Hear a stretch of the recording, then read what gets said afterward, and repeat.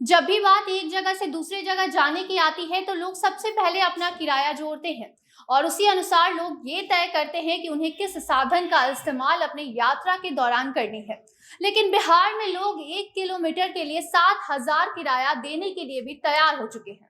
और ऐसा नहीं है सिर्फ कुछ ही लोग इतने महंगे किराए देने के बाद अपनी यात्रा करते हैं, बल्कि लोगों की भीड़ लगी होती है। और ऐसे में एयरप्लेन से भी ज्यादा किराए को मात देते हुए बिहार के बक्सर में केवल 1 किलोमीटर का रास्ता, वो भी एक छोटे से लकड़ी की बनी साधारण नाव से लोग करते हैं। ऐसे में हम आपको आज बताएंगे कि ऐसी कौन सी मजबूरी है लोगों की कि इतना किराया देना पड़ता है उन्हें, और इस महंगे किराए की जानकारी वहां के प्रशासन को भी नहीं लगी है, या फिर प्रशासन के नजर में ही लोगों से इतने पैसे लूटे जा रहे हैं। अब नमस्कार, आप देख रहे हैं जनता जंक्शन और मैं आपके साथ वंदना, कैमरा पर्सन ओम प्रकाश के साथ। पूरी दुनिया में सबसे महंगा यात्रा साधन कोई अगर है तो लोग समझते हैं कि वो रॉकेट, हवाई जहाज है, या फिर महंगे ट्रेन को भी लोग महंगे यात्रा का साधन मानते हैं। ऐसे में कोई भी जल्दी हवाई जहाज की सफर नहीं करना चाहता, क्योंकि वो काफी ज्यादा महंगी होती है। शुरुआत ही 2000 से होती है और ऐसे में आम इंसान के लिए हवाई यात्रा करना काफी मुश्किल हो जाता है। तो वहीं बात भारत की करें तो यहाँ ट्रेन को भी लोग महंगा नहीं मानते, लेकिन हाई स्पीड ट्रेन हो या फिर पूरी सुविधा देने वाली कोई ट्रेन हो, जैसे कि वंदे मातरम, तेजस, राजधानी एक्सप्रेस जैसी ट्रेन भी काफी ज्यादा महंगी हो चुकी है। और ऐसे में इससे सफर करने में भी लोग कई बार अब सोचते हैं। लेकिन क्या आप इस बात को मानेंगे कि बिहार में सिर्फ 1 किलोमीटर के लिए लोग 7,000 रुपए बिना सोचे समझे दे देते हैं, और वो भी सिर्फ साधारण से नाव में सफर करने के लिए। आपको ये जानकर हैरानी होगी कि इतना महंगा किराया होने के बाद भी लोगों को भीड़ लगी रहती है इस नाव पे सवारी करने के लिए। और भीड़ इतनी कि नाविक को आराम करने तक का समय नहीं मिल पाता। और ये महंगा किराया बिहार के बक्सर जिले में लिया जा रहा है, जो कि उत्तर प्रदेश राज्य के सटे सीमा के पास स्थित है। इसी जिले में गंगा नदी है, जो कि बक्सर जिले और उत्तर प्रदेश के बलिया जिले को अलग करती है। और ये गंगा नदी बक्सर शहर से बिल्कुल पास से गुजरती है, जहां नाव वाले उस गंगा नदी को पार करवाने के लिए लोगों से 7,000 जैसे किराए लेते हैं, जिसमें दूरी सिर्फ 1 से 1.5 किलोमीटर की ही है। और ऐसे में इतना महंगा किराया नाव वालों ने रखा है और लोग उस पर सवारी भी करते हैं, क्योंकि ये शहर एक अलग ही धार्मिक मान्यता के तौर पे मशहूर है, जिसे वहां के लोग मिनी काशी के नाम से भी जानते हैं। और वहीं गंगा नदी के किनारे राम रेखा घाट नाम का भी एक स्थान है।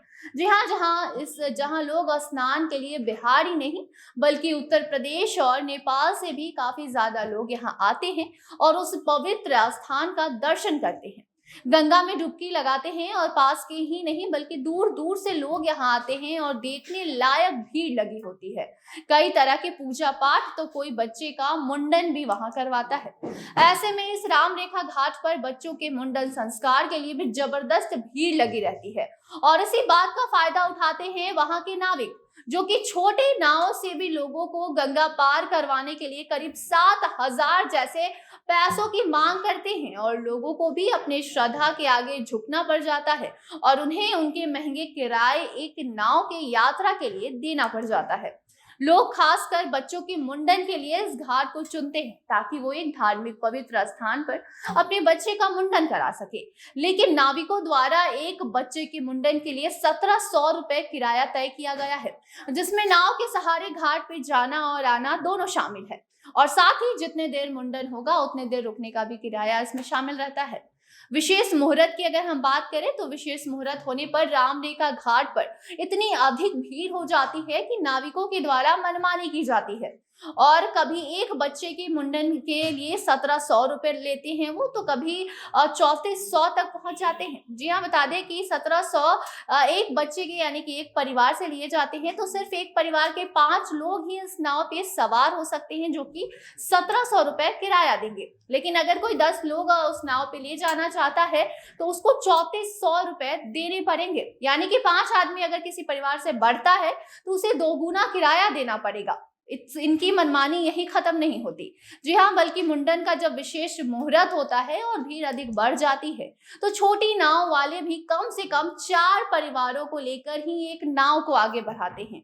ऐसे में 1700 रुपए एक परिवार को देना पड़ता है और ऐसे में 4 परिवार एक ही नाव पे सवारी करते हैं, दिक्कतों का सामना करते हैं। लेकिन उन सभी परिवारों से 1700 रुपए लिए जाते हैं, जिसपे एक बार में अगर 4 परिवार किसी नाव से सवारी एक बार में करता है तो उसे 6800 नाविक को देने पड़ते हैं और उनको दिक्कत भी होती है। लेकिन नाविकों को इसका फायदा होता है क्योंकि वहां पे शुभ मुहूर्त में काफी ज्यादा लोगों की भीड़ होती है और उन्हें अच्छा खासा उनकी आमदनी हो जाती है।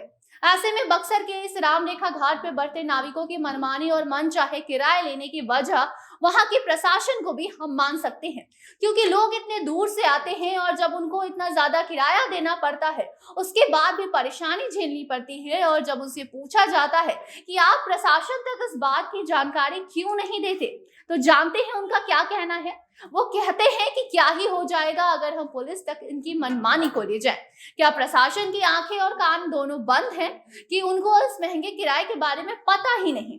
लेकिन कभी भी कोई यहाँ आकर इनकी मनमानी को रोकने की कोशिश नहीं करता। नाविक हमारे श्रद्धा का फायदा उठाते हैं और हम उनके आगे झुक जाते हैं और उनके मन चाहे किराए उनको हम देकर अपने बच्चों का मुंडन करवाते हैं या फिर कोई भी पूजा पाठ होता है वो उस नाव के जरिए जाते हैं और पूजा पाठ कराते हैं। ऐसे में बक्सर की पुलिस प्रशासन भी अपने कार्यों को किस तरीके से कर रही है इसका पता आप ऐसे लगा सकते हैं कि उनके ही इलाके में हवाई जहाज से भी ज्यादा किराया लोगों से लिया जाता है और उनको इसकी खबर तक नहीं, या फिर वो भी उस किराए के हिस्सेदार बन नाविक के साथ लोगों से पैसे लूटने के काम में लग चुके हैं। खैर, हो सकता है उनको सच में इस बात की जानकारी ना हो, तो अब तो हमने आपको इसकी जानकारी दे दी है। अब हो सकता है लोगों की परेशानी को समझा जाए और उस पर कोई कड़ी कार्रवाई की जाए। इसी का इंतजार रहेगा और जब भी कोई नई अपडेट आएगी हम आप तक जरूर लाएंगे। तो इसी के साथ हमें दीजिए इजाजत और देखते रहे जनता जंक्शन। धन्यवाद।